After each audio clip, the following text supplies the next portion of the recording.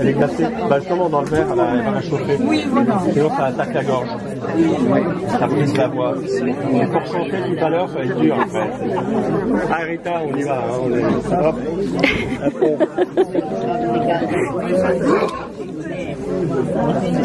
À fond. Bon. Bonsoir. Bonsoir à tous. Bon, on est très nombreux. C'est bien, les vendredis nous réussissent, c'est parfait. Merci beaucoup d'être venus.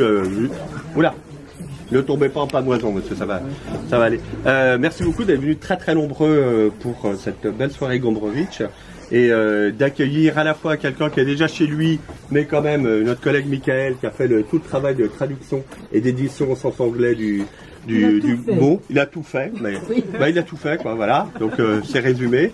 Rita, vous allez prendre la parole tout de suite, je pense que ça va faire comme ça. Et Rita Gombrowicz, voilà, qui sera évidemment une joie pour moi de revoir. La dernière fois c'était 15 ans, je sais pas quoi, donc peu importe. Mais d'avoir ici dans nos murs, d'avoir un petit peu voilà, d'avoir cette fine équipe ici. Donc Michael qui va nous présenter tout ça. Vous allez discuter tous les deux de cette édition qui est magnifique. Il y a un éditeur qui est là d'ailleurs. Merci pour le beau boulot. Cette couverture, j'ai toujours pas trouvé pourquoi c'est le vert, mais ça viendra. Est-ce que c'est l'immaturité, c'est vert? En fait, je voulais offrir un exemplaire à celui ou celle qui trouverait. Il y en a un qui a trouvé autre chose. C'est l'esprit de Witold qui est livre tombé, livre acheté. On peut arrêter tout de suite, là, fortune est faite pour ce soir. Donc voilà, et moi je suis ravi parce que mes lectures de Gombrowicz remontent à assez loin, en fait à une époque où justement avec mon ami Dominique Garand, que vous connaissez bien, on lisait Gombrowicz. Il me semble qu'en France, il y a une espèce de petit purgatoire depuis quelques années. On en parle moins. On vend plus Ferdiduc tous les 8 jours comme avant. On vend moins Cosmos. Enfin, il y a tous les grands écrivains ont un moment des petits coups de moins bien. On s'occupe moins d'eux pendant un moment et ça repart. Et là, c'est en train de repartir.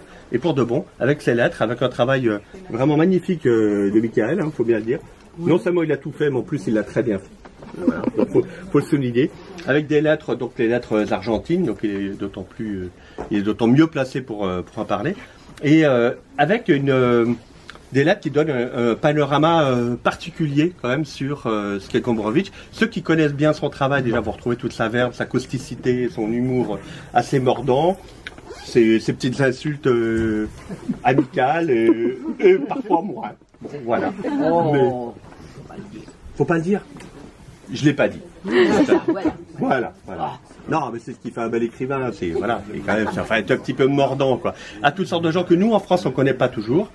À part ça, Bateau et quelques autres, mais beaucoup d'autres. Et tu vas nous en parler, Michael. Tu vas nous expliquer tout ça, le pourquoi de cette édition, parce que certaines des lettres avaient déjà été publiées ailleurs avant, mais pas toutes.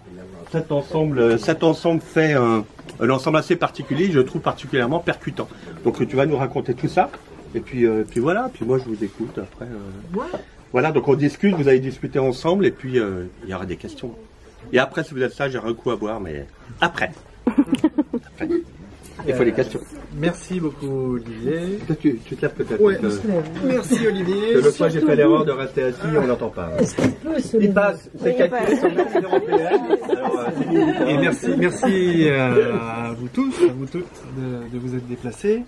Je remercie également Jacques Bourson des éditions Sillage, voilà, qui a publié cette petite correspondance. Et donc j'en profite pour vous remercier aussi vous Rita de m'avoir confié ces lettres, de m'avoir fait confiance. Donc c'est un livre vraiment, c'est un petit livre vraiment bien. Je suis bien placé pour le dire. Donc c'est une correspondance de Gombrowicz qui commence en 1957 jusqu'à l'année de sa mort en 1969. On a décidé d'inclure donc quelques lettres avant son retour en Europe, puisque comme vous le savez peut-être, donc il est revenu d'Argentine en Europe après 24 ans d'exil en 1963. Donc on voulait quand même qu'il y ait des lettres de la période d'avant pour un peu planter le décor. Et donc en fait moi j'ai habité un peu en Argentine et à l'époque là-bas circulait le livre des lettres à Gomez. Donc un des correspondants. Et donc j'avais trouvé ce livre hilarant. C'était des lettres, enfin vous les découvrirez dans ce livre, drôles, cruelles, des fois méchantes, intelligentes, vraiment génial. Et j'avais eu envie de proposer ce livre en France, et j'en avais parlé à 2-3 éditeurs qui m'avaient un peu découragé et qui m'avaient dit que ça avait été publié sans votre accord à l'époque en Argentine et que voilà, non, il y avait une histoire comme ça. Et donc des années après, donc j'ai rencontré Michel Crépu pour la revue, pour qui je traduis quelques textes. Et je lui ai parlé de ces fameuses lettres. Il m'a dit « Ah, mais je connais Rita, on va lui passer un coup de fil. » Et donc il vous a passé un coup de fil, on s'est rencontrés et j'ai pu traduire quelques lettres pour la Nouvelle Revue Française. Et en discutant avec vous, je me suis rendu compte donc que vous aviez dans vos tiroirs, dans vos archives, des tas de lettres, donc de Gombrowicz, écrites en espagnol. Comme je traduis de l'espagnol, ça me permettait de pouvoir les traduire. Et donc j'ai décidé de faire une sélection pour les présenter à un éditeur. Voilà. Et donc c'est Sillage qui vient de les sortir. Et donc j'ai annoté tout ça et voilà, et c'est fait un petit livre, comme je vous ai dit, vraiment très très bon. On l'a déjà. Vous l'avez déjà, très bien. Donc on parlait de ça là, tout à l'heure avec Olivier. Moi je pense que c'est pour ceux qui connaissent pas Gombrowicz, c'est une petite porte d'entrée originale et vraiment bien pour entrer dans son œuvre. Je sais pas, quelle proportion d'entre vous connaissent bien son œuvre. Donc il a écrit des romans, bien sûr, il est connu pour son théâtre, c'est l'auteur d'un merveilleux journal. Et pour moi, cette correspondance, c'est d'une certaine façon le journal du journal. C'est-à-dire que le journal qui était destiné à être publié, en fait, est tout sauf un vrai journal intime.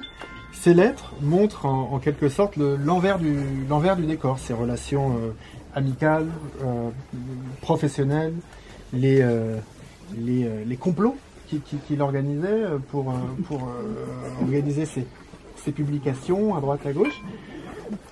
Et souvent, donc en traduisant ces lettres, je me suis demandé, et je crois que je ne vous ai jamais demandé, donc j'en profite, quelle importance occupait sa production épistolaire dans son œuvre et surtout dans son emploi du temps. Comment il faisait? Parce que Gombrowicz s'est jamais considéré comme quelqu'un qui écrit une correspondance importante. Il disait que pour lui, les lettres, c'était fait pour communiquer, qu'il fallait avoir des choses à dire, le dire clairement, simplement. Et il me disait, par exemple, avant de répondre, il faut toujours relire la lettre qu'on a reçue et répondre exactement. Donc, il n'avait aucune prétention littéraire dans ses lettres. C'était pour s'amuser tel qu'il était, avec les Argentins, ou quand il avait quelque chose à dire avec les Polonais et tout. Mais il y a tellement de choses à dire que je ne sais pas par laquelle commencer. Par exemple, ce qui est étonnant, c'est que d'abord, ce livre est écrit en espagnol. Et Gombrowicz parlait l'espagnol avec un grand accent très fort, mais surtout, il avait appris l'espagnol sur les bancs publics, comme ça, avec des gens du peuple. C'était pas un espagnol qui était passé par l'université ou par une connaissance profonde de la langue. Il a appris le polonais surtout au moment de la traduction de Ferdydurk. Donc c'est très particulier. Et donc c'est un livre traduit d'un écrivain polonais, on peut dire d'un grand styliste polonais, qui écrit dans un espagnol bizarre, parce que il le connaissait bien, mais il connaissait surtout l'argot. Il avait appris comme ça. Et donc et pourquoi il écrit dans son lieu d'exil? Toutes ces lettres sont adressées à des Argentins, pays dans lequel il était exilé. Et on peut se demander pourquoi ça commence en 1957. En 1957, il avait 53 ans. Donc, il a décidé, quand il a quitté la banque, en 1955, qu'il ne travaillait plus. Pourquoi vivre à Buenos Aires puisqu'il était asthmatique? Donc il a décidé d'aller écrire en province. Donc il est allé dans une petite ville perdue, Tandil, qui est loin de Buenos Aires, à 8 heures de Buenos Aires. Il s'est installé et comme il avait décidé de rencontrer les jeunes poètes qui existaient dans chaque petite ville où il allait. Il faisait passer une annonce dans le journal, il disait les jeunes poètes rencontreraient les jeunes poètes, Witold Gombrowicz. Voilà. Il a connu des jeunes de 18-20 ans qui avaient lu Ferdedourk dans la bibliothèque de Tandil. C'était des petits provinciaux, très très jeunes et tout. Et Witold est devenu très ami avec ces gens-là. Comme il disait, c'est merveilleux, j'ai un public argentin. Dommage que mes collègues n'aient pas plus de 20 ans. Voilà. Et donc, en 1957, comme il était loin de Buenos Aires, il a connu ces gens-là et il a commencé à leur écrire quand il allait dans une autre ville. Donc, par exemple, quand il est allé à Santiago, il a commencé à écrire aux gens de Tandil, aux jeunes. Et il avait fait la même chose à Santiago. Il avait mis une annonce dans le journal, de rencontrer des jeunes, et il a mis en contact épistolier les jeunes de Santiago et les jeunes de Tandil, et ainsi de suite. Alors ça a fini par produire des correspondances, et si vous voulez, cette correspondance ne prouve qu'une chose, c'est le style que Gombrowicz adoptait envers les jeunes. Comment il se comportait, comment il parlait avec les jeunes. On peut ne pas aimer, mais il les appelait viejo, par exemple, c'est vieux. Ça fait bizarre, mon vieux, à un garçon de 18-20 ans. Et tout ce style comme ça, presque ordurier, oui, des expressions un peu comme on parlait avec ces jeunes. Donc ça, c'est très particulier et on peut étudier comment ce grand styliste de la langue polonaise, quand il est avec un jeune Argentin dans l'immaturité, quel est son genre de contact avec cette fameuse jeunesse dont il était amoureux. Ça, c'est une chose. Ensuite, peut-être le titre est un peu, je ne dis pas abusif, mais Ernesto Sabato et Lavelli n'étaient pas au sens propre du mot des jeunes disciples. Mais heureusement, c'est assez disciple en général. Donc, Ernesto Sabato, il était déjà un écrivain connu, mais un écrivain qui était refusé par le groupe qui faisait la loi, qui imposait son goût intellectuel et, comment dire, sa prédominance sur la culture. Et c'était le groupe de Victoria Ocampo. Et il faut tout lire ce livre aussi comme une lutte contre l'establishment. L'establishment de Victoria Ocampo, et c'est représenté dans ses lettres avec Ernesto Sabato. Et l'autre, qui n'était pas un disciple, comme La vie est étrange, aurait dû faire des doutes, comme c'est bizarre, il rencontre Lavelli, un jeune Argentin, qu'il n'avait pas connu Gombrowicz à Buenos Aires. Tout à coup, il est à Paris, et qu'est-ce qu'il fait? Sous l'influence d'une Polonaise, la femme de Wajda, Krystyna Zagwatowicz, ils étaient ensemble dans le même groupe de théâtre, ils étaient des jeunes, et ils ont décidé de monter une pièce de Gombrowicz absolument impossible. Un baroque extraordinaire en polonais, mais très dur à traduire en français. C'est là où il perd le plus, dans Transatlantique et dans le mariage. Et donc, les lettres à Lavelli, c'est comment Gombrowicz doit lancer son théâtre à travers un jeune Argentin, lui-même en exil, à Paris, et Lavelli réussit son coup. Et vous verrez les lettres de Gombrowicz ici. Lavelli, on a fait une chose tellement bizarre, tellement baroque, tellement plutôt dans le grotesque, qui était aussi une façon d'interpréter Gombrowicz, mais qui n'était pas la façon à laquelle avait pensé Witold. Witold pensait que c'était une grand-messe solennelle des chœurs, comme dans la 5e symphonie de Beethoven, c'était l'humanisme, la nouvelle conception de l'homme, l'église interhumaine, et tout à coup, Lavelli fait du tam-tam, du grotesque, mais avec une polonaise qui veillait à ce que ce soit quand même gombrowiczien. Donc, ça a été un succès de scandale, mais ça a lancé complètement le théâtre de Gombrowicz à travers l'Europe et à travers le monde. Donc, c'est tout cet aspect-là, quand on lit ce livre, c'est tout cet aspect-là de Gombrowicz, cette lutte pour être connu, et en même temps, nous avons un côté voyeur en voyant comment il se comporte avec la jeunesse, dans une époque où il ne savait pas qu'il serait si connu en Europe. On le voit vraiment d'une façon naturelle. Et donc, c'est une trouvaille. Et moi-même, j'ai lutté depuis 1973 pour faire connaître ces lettres, mais ça ne marchait jamais. Tous les éditeurs me disaient « Oh, les lettres, ça ne se vend pas ». À plus forte raison, les lettres de Gombrowicz, qui n'étaient pas particulièrement, selon les normes françaises, un grand épistolier comme André Gide, qui écrivait pour communiquer avec un autre grand écrivain. Quand Gombrowicz, on a fait le cahier de Lerne, Gombrowicz était obligé de demander à Dubuffet, que nous connaissions, s'il ne voulait pas faire une correspondance artificielle pour avoir une correspondance digne de ce nom. Donc c'est la correspondance avec Dubuffet, c'était complètement organisé. Complètement, voulez-vous correspondre avec moi? Voilà.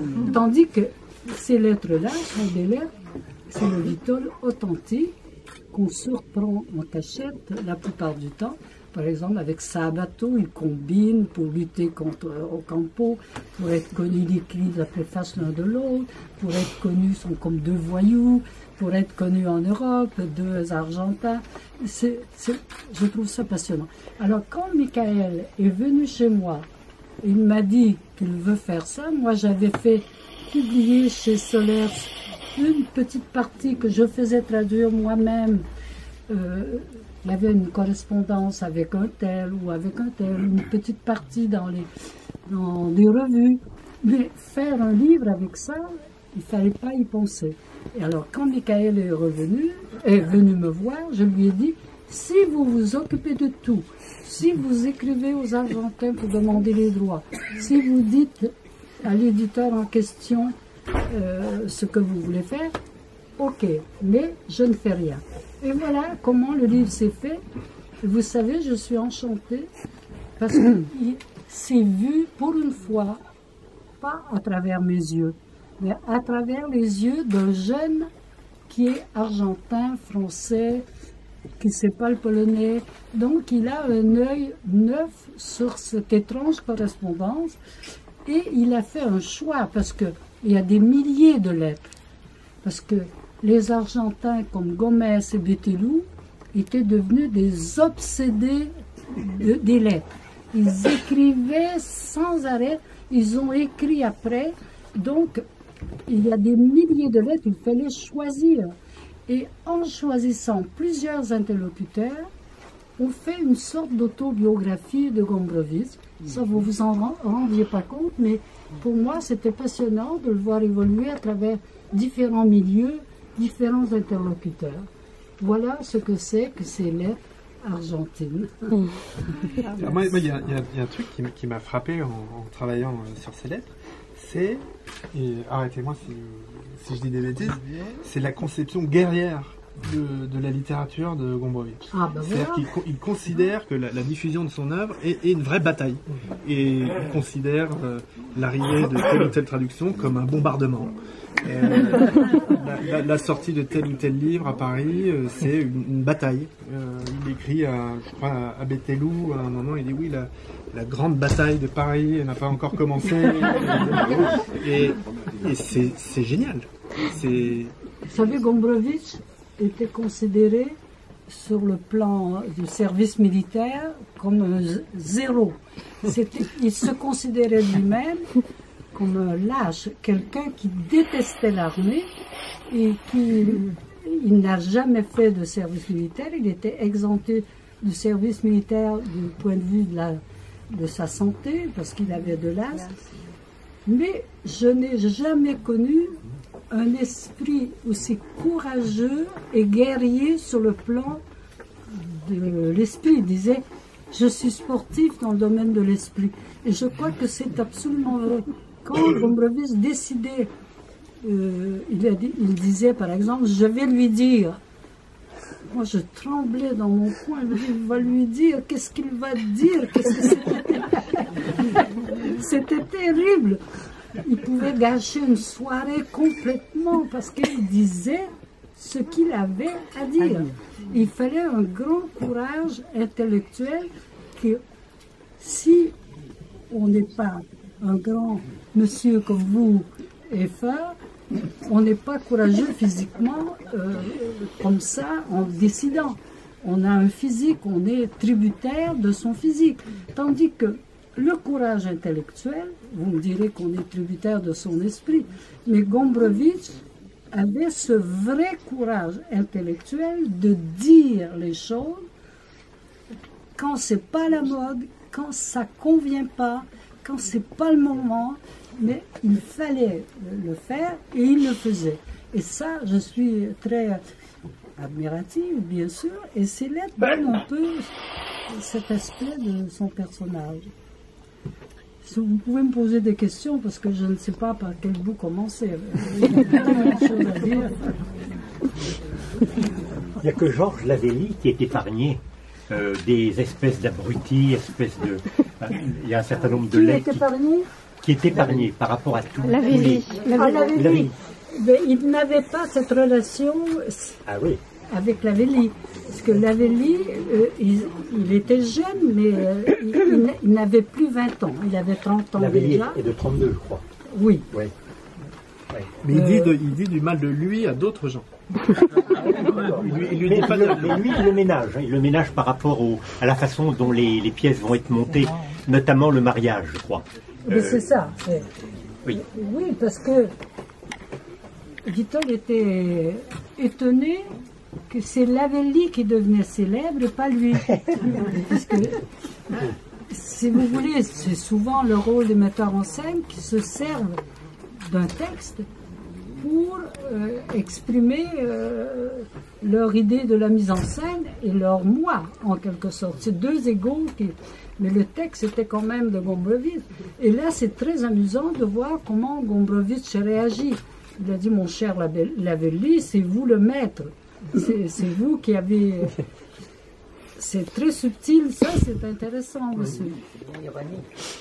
Et moi, ce que je trouvais aussi intéressant, d'un point de vue, je sais pas comment dire, littéraire et éditorial, c'était le fait que la plupart de ses correspondants sont des inconnus absolus. En tout cas pour les lecteurs français, en dehors évidemment de Sabato, Lavelli dans une moindre mesure, mais Bételou, Di Paola, Gomez, etc. Personne ne les connaît en dehors des fans de Gombrowicz et de son journal.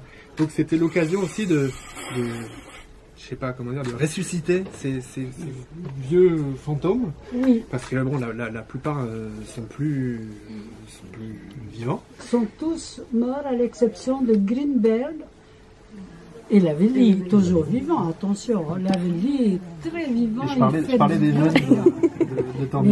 Oui, les jeunes de Tendue. Il y a Lavelli, parmi les destinataires, il y a Lavelli qui est toujours vivant, qui a 87 ans ou 88, je crois. Ouais. 87. C'est merveilleux, ça permet d'avoir une approche différente. Invente pas très cher. La cassée devant. Si vous avez des questions, c'est le moment. C'est le moment. J'ai une petite question, comme ça, Michael, parce que toute traduction pose des problèmes différents. Et là, toi, à quel problème t'es-tu heurté particulièrement? Est-ce que tu as eu des problèmes particuliers, des problèmes d'argot, des problèmes de... Alors en fait, Gombrowicz, Le style, ouais. Gombrowicz, je crois, écrivait l'espagnol qui devait probablement parler. C'est-à-dire, vous l'avez rappelé tout à l'heure, un mélange énormément d'argot. Typiquement argentin, des bars. Il a appris l'espagnol dans les rues, sur les bancs publics pendant la guerre. Et donc c'est un mélange de ça et un espagnol très soutenu, presque aristocratique des fois. Et je pense que c'est la définition un peu de Gombrowicz. Avec ses correspondants, il alterne le tutoiement, le vouvoiement. C'est un peu ambigu. Et je dirais que les lettres, en fait, n'étaient pas très compliquées à traduire. C'était pas ça qui était compliqué. Ce qui était plus compliqué, et ce que j'ai adoré faire, c'était tout le travail d'annotation. C'est-à-dire aller chercher qui était cet écrivain qui n'a jamais publié, ce bar qui n'existe plus, cette revue qui n'a été publiée que 3 numéros. Voilà, je pense que sur ce livre-là, j'ai plus été un chasseur de fantômes qu'un traducteur.